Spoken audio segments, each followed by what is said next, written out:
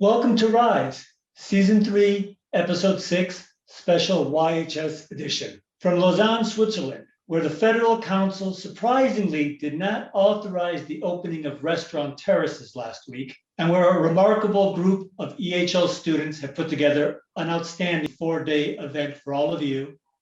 I am Professor Demian Hodari of EHL Lausanne. And how's it from a very sunny South Africa and a very warm good morning, good evening, and good afternoon, wherever you're joining us. Thank you for joining us on Rise. And how fun is it to have this special episode with our dear friends from YHS? An immense congratulations to all of the exceptional team at YHS in making this special episode inside of your framework happen. 11 years ago, as we know, YHS began, and it was 1 year ago that YHS proved to be the first hospitality, travel, and tourism organization in the world to go virtual, pivoting rapidly as soon as the world was shutting down. Back then, I was honored to be the keynote of the event, and I was awed, like I am today, at how swiftly and smartly everyone at YHS made this happen. So Demian and I are thrilled to be here. I also share with you special greetings from my Secretary General of the UNWTO, who loves being part of Rise with our EHL partnership, and now on the YHS stage. Demian, we have a fun one today. Why don't you take it from the top and tell us what's happening? Yeah, so today's episode, tomorrow's travel, we thought for several reasons we wanted to focus on travel. First, so much of the hospitality industry is dependent on travel rebounding and coming back stronger than ever. Second, we've got two remarkable guests who are just specialists in this area, and we thought there would be nothing better than to expose them to the YHS audience. And third, we've got a 4-day conference really focused on hotels. And rather than bring in some executives from the hotel industry, because YHS is so full of that for the next 4 days, we wanted to do something a little bit different. So we're going to look at really tourism's impact on the hotel industry and on the overall travel industry, but also the impact on travel from other sectors of the world. And as always, we like to begin our show with a little bit of feedback and input from the audience. So there's going to be a poll question available for you now in your platform. If you could answer that question, we can then get an idea about what most excites you about the future of our industry. We have some results, and for all of our regular Rise viewers, as you know, this is a little bit different this time because we're doing it with YHS. So I have been given from our Wizards of Oz the results. What most excites you about the future? Interestingly, finally focusing on sustainability, followed by greater opportunity for startup and the need for fresh, younger thinking. Very interesting, but thank you as always to everyone who is committed to this industry in the future and clearly excited about focusing on sustainability, greater opportunity for startups, and the need for fresher, younger thinking. Sorry, Demian. Look, I think I do have fresh thinking. It might not be young thinking, but hopefully my students find some fresh thinking. Thanks everybody for that. And stunning. We now go into Where in the World Are We? Episode March 22nd, 2021. Before I jump into this, don't please forget to send any questions you have for our guests and for the episode today through on the actual system itself or to, as usual, the website that we have and our email address. So, Demian, we're talking hospitality, we're talking young hoteliers, we're talking the future, but we can't do that if we also don't talk about aviation. What we know very much is that our industry is dependent on making sure the skies are open. And clearly from IATA's recent wave of the air passenger survey that they've been conducting, Wave 5, opening up the skies and getting people back in the air is very much dependent on the vaccine. We see that 81% are only going to really look at seriously going back to air travel when the vaccine is rolled out. However, 84%, there's a quarantine in place into a destination, or when people get home, they're going to seriously rethink whether or not they travel. Really interesting.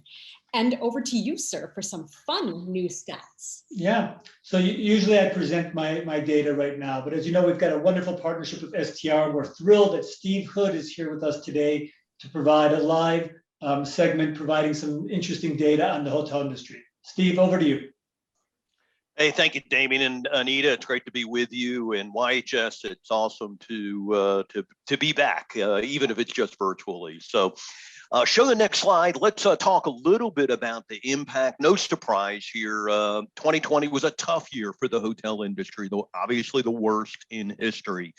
The slide that Demian is showing you right now has annual occupancies for the entire world broken down by regions, and look at some of the bleak numbers here. Europe at 33%. The high is mainland China at 49%, and North America at 43, Australia and Oceania at 45. Central America and Northern Africa in the 20s and 30s. Obviously, these are the worst annual numbers that we've seen in the entire history of the hotel industry. Most of these places normally at a 60 to 70% range.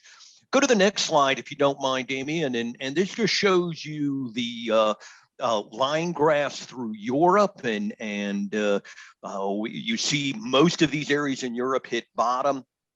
In 2020, back in March and April, they went up. Actually, August was not bad at all. Staycations were in, and then back down again. We're in lockdown 2.0. Now, the good news is, if you notice some of these March numbers for a lot of these countries in Europe, we're seeing some rise again, and so those are some positive signs, and we always like to see those. Next slide, if you don't mind. One of the things that I do a lot is talk about bright spots in the storm, because the big misconception in 2020 was that every hotel in the world had an awful year, and that was just not the case. Look at some of the resort destinations. If you were in Sanya, big hot resort destination in China, the RevPAR numbers in Sanya in 2020 beat 2019. So here's a resort destination that beat the prior year numbers in the midst of a pandemic. Switzerland, you just heard, restaurants, you still can't go to a restaurant in Switzerland, but ski resorts, they're open. It's the only country in Europe where you could go skiing. And you could see the numbers in that second slide there, you know, they're loving life. So it's not the case that every hotel was awful. Outdoor tourism, related destinations, very popular all over the world, Taiwan to US, Gatlinburg. Things like weekend getaways, staycations gained a new respect. Lots of other examples of that. This comes from a list of 45, and students and professors, if you'd like the full deck, I'd be glad to get that to you. Next slide. Finally, just some bright spots in 2021 so far. You know, a lot of examples of some bright spots. Maldives, it turned on international tourism. Great, 85% occupancy. China was you know, we were a little concerned, but you can see in March, big bounce back. Dubai heading back up to 2019 numbers. US, the numbers just last week, occupancy reached 52.1. That was a high since March of 2020. And business on the books, there's a slide, upper right hand, you see we do track business on the books, and this is through cities in Europe. A lot of business on the books, a lot of spikes there that we're seeing in 2021. So definitely some exciting signs heading into the future. And Steve, are you guys seeing these trends continuing going forward with these bookings online already, or are you seeing potential for some setbacks already? No. At this point in time, we're seeing stuff starting to pick up in June and July. And I can send you a close-up of any of these slides if you'd like, but starting to see things pick up in June and July, and then heading into August, September, and then the fall, we're definitely seeing peaks. In most cases, we're seeing pickup. We're not seeing much in the way of cancellations, so definitely some positive signs. Doesn't mean it's not going to take time as far as full recovery, but we're seeing positive signs at least. All right, great. Well, thanks for joining us, and thanks for this positive information. Hopefully, we'll have you back on Rise sometime in the near future and follow up on some of these forecasts that you're making for us. Thanks very much, Steve. Glad to help. Great to have that strong partnership with STR, Anita. It's brilliant. And I must say, I love the fact that Steve is focusing forward on the bright spots, not just with international travel, but also domestic. So I love the fact that he brought that in, and it really is a blessing to have STR as a partner. So thank you, Steve, and we'll be seeing you a little bit later in the program. It's time now just to go over a couple of the more interesting headlines that Anita and I wanted to share with you from the last week or so. My first one is really a combination of headlines. Why starting a restaurant during the pandemic was a smart move, and so you want to open a hotel now? And I just chose these because the articles really demonstrate some of the advantages, if you want to believe it or not, to starting a business during the pandemic. And just one of the clear examples was creating a menu or a restaurant design or an experience in the given constraints has actually been easier for a lot of people than those that already have existing restaurants or hotels and needing to change everything. So a lot of brave souls out there have made the decision to either go forward with an idea that they already had or to start a new business from scratch during the pandemic. And I just think it's a great signal to all these young entrepreneurs that you can do business and be successful no matter what the conditions are if you have the right idea. And my second headline, slightly different, but still is about building pizzas that can survive the box. And I chose this one particularly because I love the ingenuity of some of the restaurants that are focused in here in realizing that if 90% or more of their business is going to be delivery, we can't just be serving the pizza the same old way. There's room for improvement. And there have been changes to the box and the way that you actually put the sauce on top of the cheese instead of the opposite to protect the crust. And I just thought it was a great example of, again, people finding ways to innovate and re-engineer their businesses during the pandemic. And that's just a strong signal for everybody that throughout the life of their business, you're always going to need to change and adapt to the environment. And kudos to these companies that were able to do it with a pizza box. Demian, you always do this. You do these great features on restaurants in the middle of the day when I'm starving. So thank you for throwing the pizza into the program. My two ones really quickly to keep us all on time. This was ultimately saying that the EU regulators are convinced AstraZeneca benefit outweighs the risk, and yet we have an empty room. As I said earlier, we know that vaccines equal hope, vaccines even equal a way for us to start to open up our industry and open up our world. And this just made me really sad. It's going to take time. People have their points of view, but it's good to know that at least governments and regulators are stepping up and saying, please take the vaccines. We're going in the right direction and we'll all get there together. Speaking of getting there together, we go to my next headline, and I thought this was an absolute scream. We know that getting out into the world is all about confidence, and Tinder is basically giving couples 500 kits for PCR testing so they can start dating again. And as Tinder said, it's gearing up for one of the flirtiest years of our lives, giving away all of these tests to encourage safe dating. Now, this is a whole new twist on safe dating, but I thought this was brilliant. 500 couples. It happened 2 days ago on March the 20th, but I gotta say, I love this. And keeping this moving, whoops, sorry, go ahead. I was just gonna ask you if you found that the test was painless when you did it. You're so rude. And so on that note, we thought, okay, we know from last week's poll on Rise that people are anticipating masks are going to be part of our next normal for the next little while. So Grouch, especially for you. Oscar the Grouch here to tell you, yeah, you, to wear a mask out in public around other people. Sure, it'll keep you healthy, but more importantly, I won't have to see your happy, smiling face. And if you don't want to wear a mask, I've just got one thing to tell you. Scram! Go away! Caring for each other because we are all in this together. So wear a mask and have a rotten day, will ya? Very nice. Who Very knew nice. you were such a celebrity during this time? But great message, Grouch. Thanks very much for that. So over to our audience again for our second poll of the day. What do you feel to be the greatest impact of your travel? So if you can look at the list of possibilities there and select that, which you think has the greatest impact.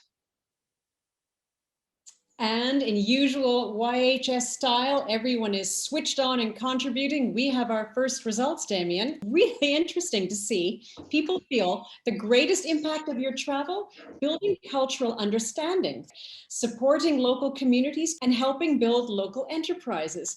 I love that because that's really showing how people have become sensitized when we're not traveling to how much our impact actually demobilizes local communities and local enterprises. Really, really smart answering. So thank you for everyone who contributed. That's great to know. Yeah, and we can take a look at, maybe discuss those results with our two great executives that are going to be joining us now for our executives in residence session.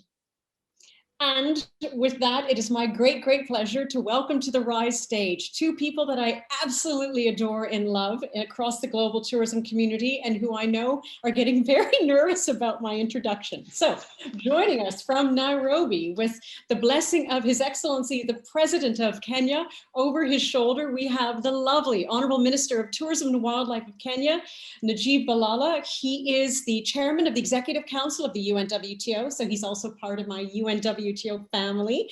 And what he didn't think I was going to tell everyone is he is an elder of the Order of the Golden Heart, the second highest honor given by the government of Kenya. He is a man who is a dearly loved friend and colleague, someone you know you can call in the middle of the night to help you out at any time. And he's sensitive to enough to respecting his audience that he even wore a Rise bow tie. So thank you, sir, for the yellow and black. And we are thrilled to have you with us today. Joining him is another one of our gorgeous gals from the global tourism community. She's with the World Bank Group, Dr. Hannah Messerli in Washington, D.C. So good morning to you, Hannah. Morning. And she's a champion of national development through tourism, focusing on senior private sector specialists, markets, and technology. She is one of the true champions of our global sector and has been working tirelessly to make sure that as the world reopens, we do it smartly and safely. So, Dr. Messerli, my dear Hannah, thank you for joining us. Great to be here. Yeah, welcome to you both. Let me start by asking your feedback, your opinions on the results of that second poll, building cultural understanding and contributing to local enterprises. Are those for you two of the main priorities through your work in tourism? And I'll start with the Honorable Minister, if that's okay. Thank you very much, Demian and Anita. Thank you for inviting me here. Yes, I had to make sure the color is right with Rise. Yeah, but definitely, I think this pandemic has given us a wake-up call. We've always said that tourism is resilient, it will come back, but not the same way. But this effect of this pandemic is different.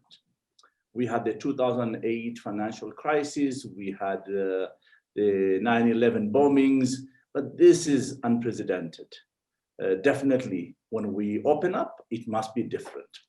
And I have thought about it, and I thought probably we have been romanticizing every time about tourism is okay. Tourism is about enjoying exotic places, but tourism is about livelihood. If we don't care about livelihood, then we are done. And I'm so happy that the results of the second poll showed purely that. And I have three key issues which I think are important for us to open up in the right manner. Number one is people. We must respect local communities. We don't want just to make them just employees, but let them partners. We talk about profits, fine, but let's make people shareholders as well. The second is about, again, on local people, on local communities. I think we need to build the value chain to be local. We can't build an island of tourism, a resort facility, and then import everything, including the food and the employees in that island. Then it will not be beneficial. And respecting people's culture. If we don't respect people's culture, then I think we don't deserve to visit them. So that's the key thing in terms of people, number one. Number two is technology. I think we are all now, we accept. And welcome to CNN Business Traveler. I'm Richard Quest. This month, What's happening? You can ignore that, just continue, sir. I'm sorry. not my side. So technology is key and digital platforms are key. Nowadays, you can't market your product, even delivery.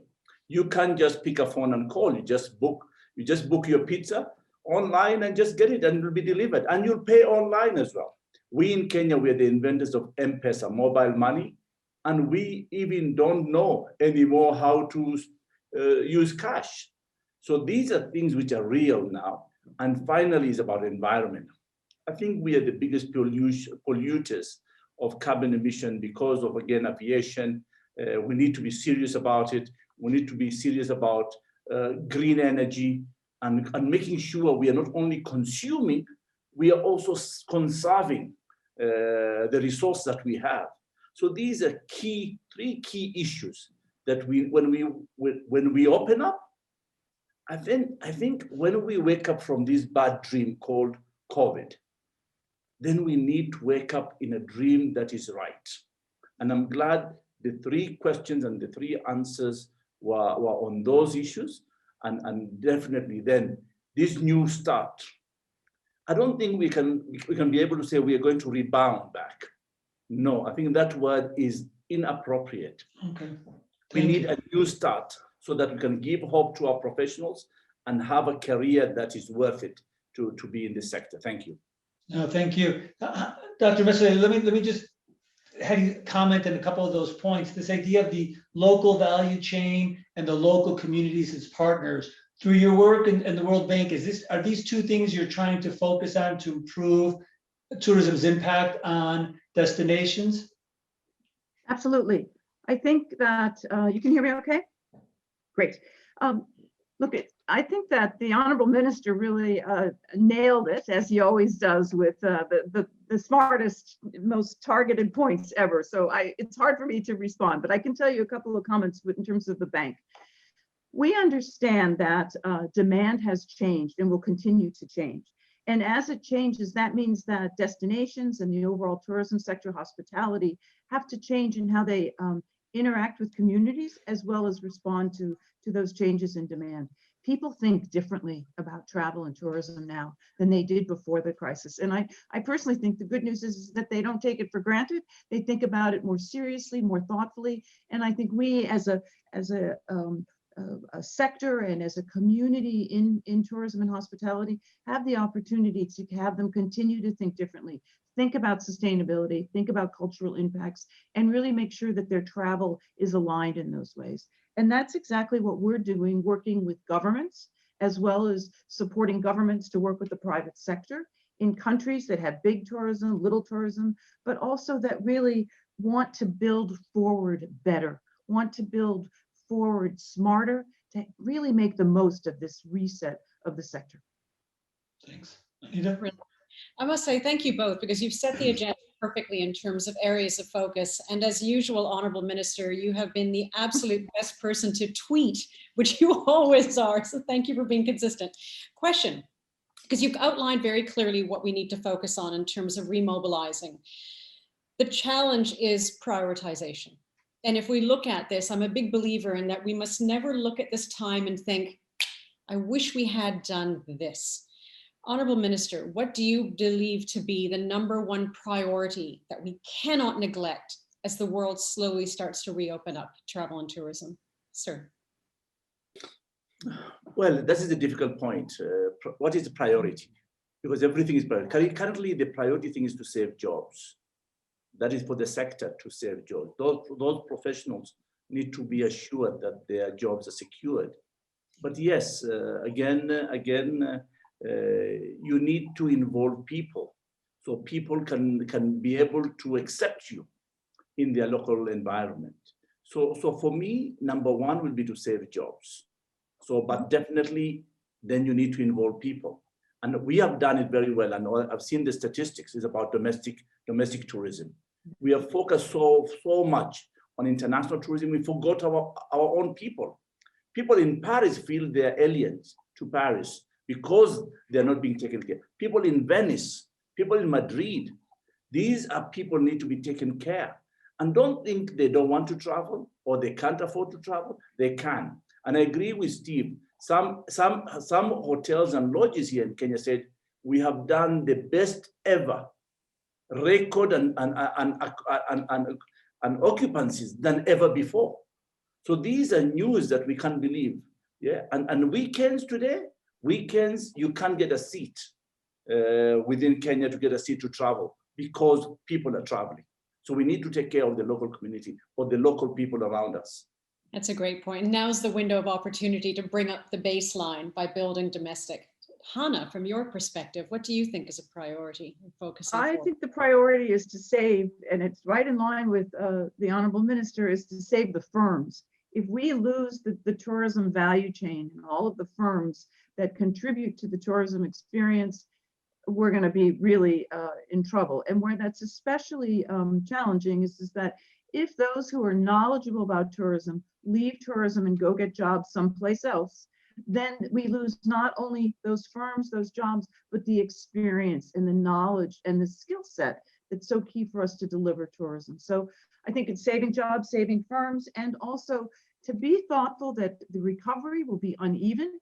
And in some places it'll go up, it'll go down, it'll stay high, it'll go bumpy, right? And in that regard, we need to be ready to manage both over tourism and under tourism on a day-to-day basis. And that's really going to require agility and staying focused on those firms and jobs.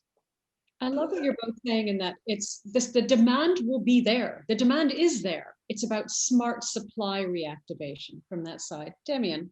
Yeah, I want to ask a slightly different question. I'm all for tourism rebounding, and I absolutely agree with both of you said. My question is, are too many countries too dependent on tourism? Have we learned from this that we need to diversify our sources of income in the countries, that the GDPs not be 50% or more dependent on tourism in many countries? And are they learning to diversify, or is that not the right solution? Hannah, I'll start with you. Oh, it's a great question, one very close to my heart.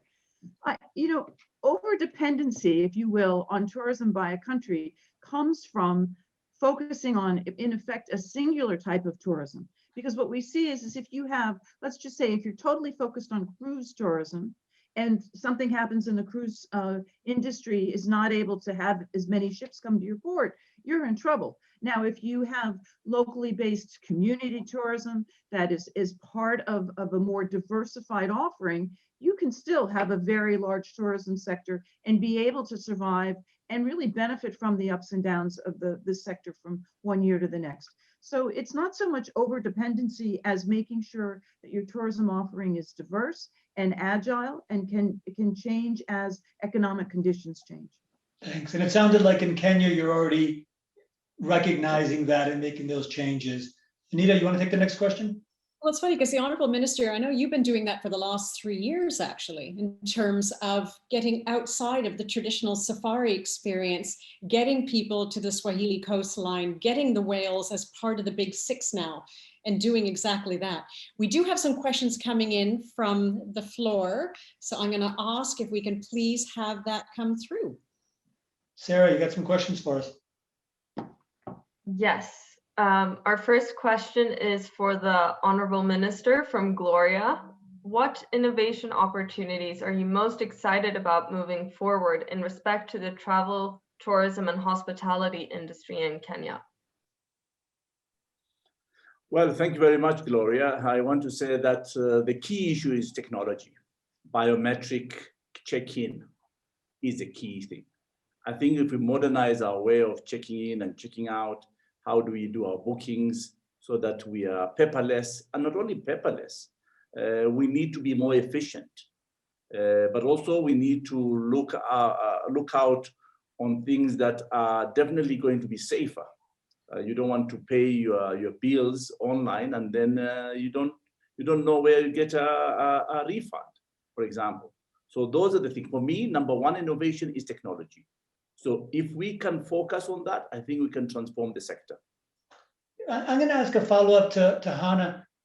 Technology, are you seeing a lot of investment, both from the bank as well as from countries, into technology to improve the tourism experience and efficiency for companies? The infrastructure, I mean. Absolutely.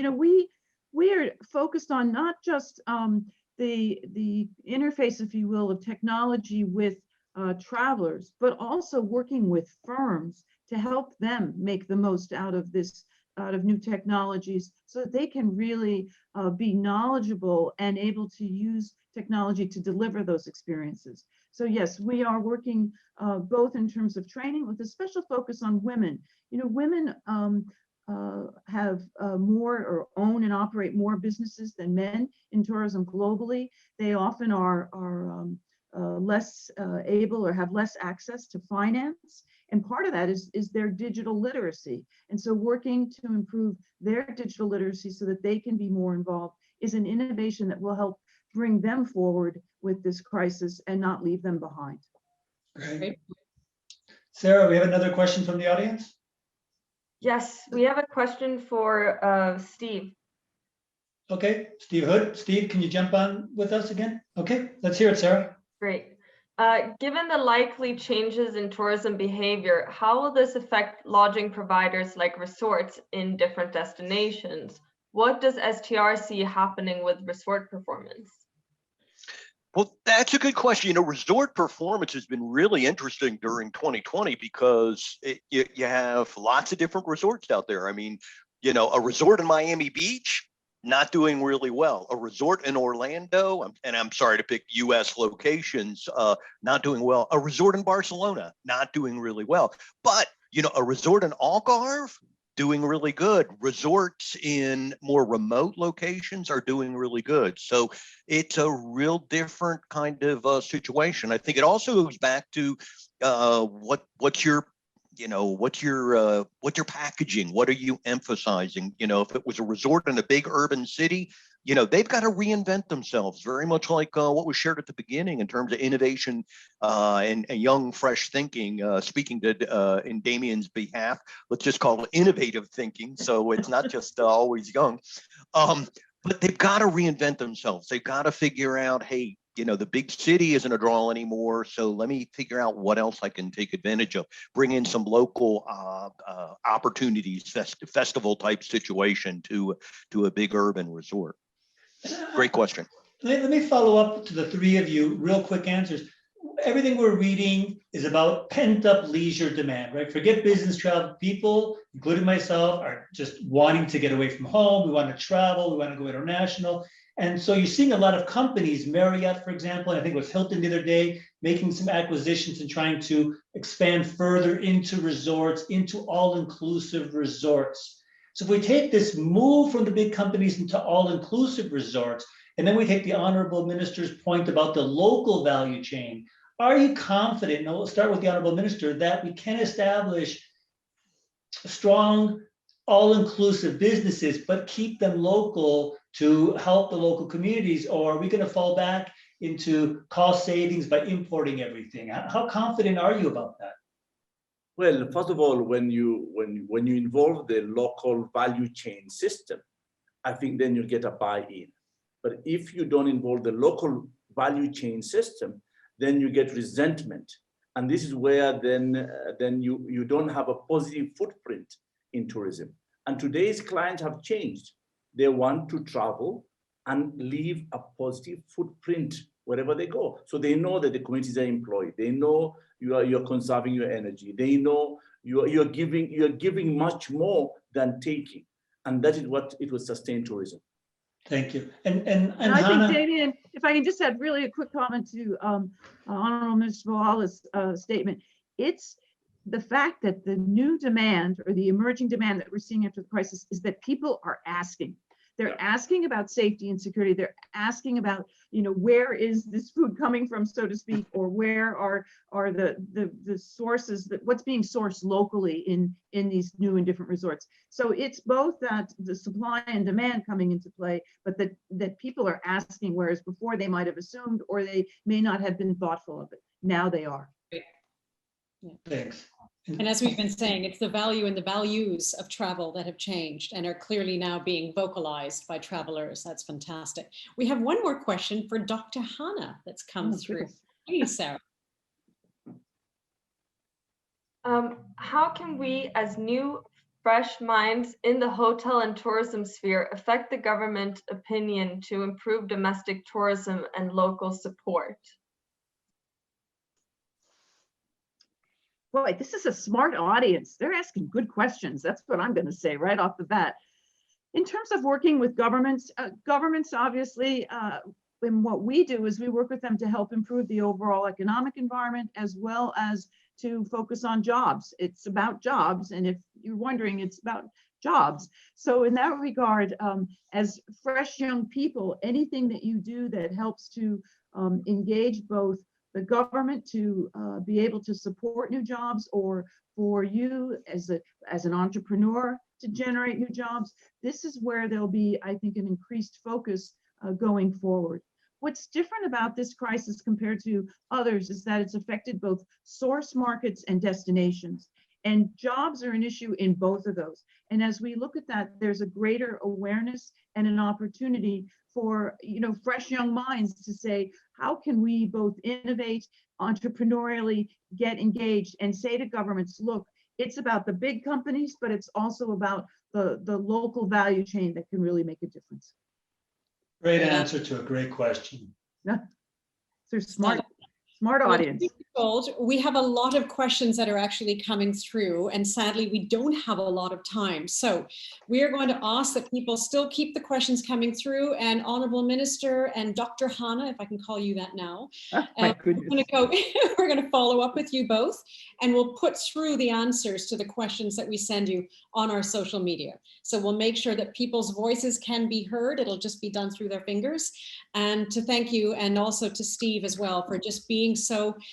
We always want on the Rise stage, people don't show up with just their business cards, but they show up. And you've all been spectacular in sharing who you are, not just who you represent. So Demian, I'll let you do the wrap. Yeah, you know, doing the YHS event is a little bit new for us, and it's been exciting to figure out how we're going to adapt things. But what didn't change was our commitment to having, you know, excellent executives in residence joining us. And you really both, and as well as Steve, are able to get to the heart of the question so quickly and so thoroughly, and really provide in-depth answers. And I think that's what the Rise audience and the YHS audience really appreciates. And I know it's what Anita and I look forward to with all our guests for this conversation. So thank you both very much. Keep up the great work for our industry, and hopefully we can get you back on Rise next year to follow up on how things are evolving, and hopefully we'll have better data even from Steve to share with everybody. So thank you, all three of you. Thank you very much. Great, thank you. Looking forward to it. All the best. Thanks. It was great. It was great, and I really like the fact that we're getting these different perspectives, right? We're getting a governmental perspective, but it wasn't really a political answer. I really feel it was a heartfelt answer to say we cannot continue to romanticize and just say everything is going to be fine. We need to make fundamental changes at the governmental level. Then you've got Hannah here talking about how the World Bank is contributing to help, especially I thought that comment about helping women become more digitally savvy or alert. Brilliant stuff. Indeed, it's that beautiful chemistry of qualifications and character combined. And I'm really hoping that we bring the Honorable Minister Balala back. He can get you a Rise bow tie as well, Demian. I'd like to see that. Thank you for that. All right. It's now time for Total Knockout. Grace, what are we debating today? Thank you, Demian. Today we are debating: should employers prioritize values and personality over skills and abilities? Anita, take it away. I love this one, and I'm going to go with a firm yes. We know that recruiters are saying, absolutely, we need the qualifications, we need the capability, we need the track record, but we also know that is not enough. We also need to make sure that people have the personalities to be able to, especially as seen in this last year, push themselves, push the businesses that they're in, push the entities they're in to actually be more creative, be more courageous. We know that character and chemistry are critical to what my little business, now almost hitting 20 years of age, has come out with as a really strong part, in addition to qualifications. But qualifications, skills, people can learn. You can't learn that fire that someone has in their belly. And if I give the best example I have, again, in my almost 20 years, is our Wizard of Oz, Grace, who is my backbone in AM&A. She is a perfect example. She came from a teaching background, decided she wanted to join my business, has been one of the greatest examples of blossoming I've ever met in my entire life. And she, to me, is a perfect example of give someone the challenge, give them the support, give them the mentorship, give them the championing, but give them a space to allow their character and their fire to come alive. And you will have an exceptional, loyal, dedicated person for the rest of your business. So I'm a firm yes. Demian. Well, obviously, I'm going to take the no side.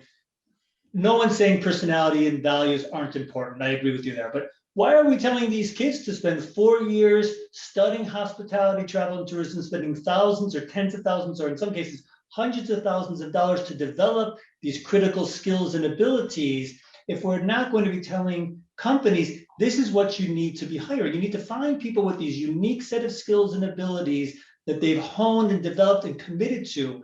And clearly, by going to a hospitality or travel and tourism school and spending this money and this time, you are demonstrating your commitment to the industry and how much you value that. And of course, you're going to already have the personality and values to at least a large degree that these kind of companies are looking for, because you've made a commitment to this industry, both through your education as well as through your internships and all of the passion that you have. And my other reason, besides all that, is if we're really hiring on personality, we end up hiring people that are just like us, right? We end up hiring people that we want to go out and have a beer with or go out and play football with and want to hang out with. Well, we should really be more objective and be able to open our companies up to more diversity, and rather than just attracting people who we like, attracting people who bring that unique skill set and abilities that we need, especially in times like today, where these companies need to get things going again. We have to generate revenue, we have to generate profits to save all these jobs. We don't necessarily have the time to train everybody. Hire people that have already trained themselves for the skills and abilities through their education. And, and of course, they're going to have the personality and values that we need as well. I agree. The skills are required, but especially for hospitality, travel, and tourism, it's the soft skills as well. It's not an either or, but I'm saying that values and personality absolutely fundamentally should be at the forefront when it comes to hiring. We've seen even our viewers saying fresh new thinking is going to be what's going to push us forward. Someone having exceptional technical skills does not mean they have the creativity, the courage, the compassion, the commitment to be able to be an incredible contribution to our industry. So I just firmly believe that the values and the personality of someone is what takes skills to the next level, and especially when it comes to exactly as we've been talking about with our executives. We need a new, smart, fresh approach to building travel and tourism that builds lives and livelihoods, not just builds the technical skills to operating the hardware. The software is absolutely vital. Yeah, I mean, I agree with a lot of that, but I'm saying if we hire the skills and abilities, then those people can bring that creative thinking that they have to a more focused ability and really realize that they just can't be different. They have to be different and they have to be right. And by having the skills and abilities and the ability to analyze and come up with solutions, you're going to be able to channel that personality and creativity more quickly and in a more focused approach that's going to help the firm much more quickly to excel in whatever it's doing. Indeed. And it's not personality based on who we are, because otherwise, if you grouch higher according to who you are, we're in serious trouble as a hospitality industry. All right, Grace.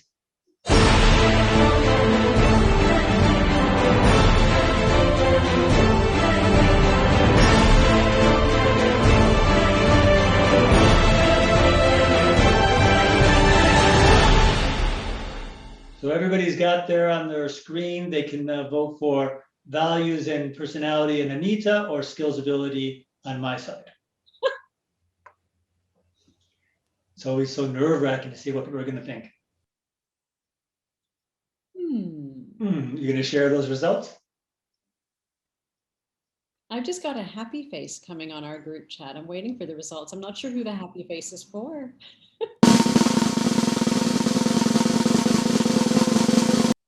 What we can do is maybe ask Grace to do an audio version. How does that sound? Right. Yeah, Grace, can you come in with the results?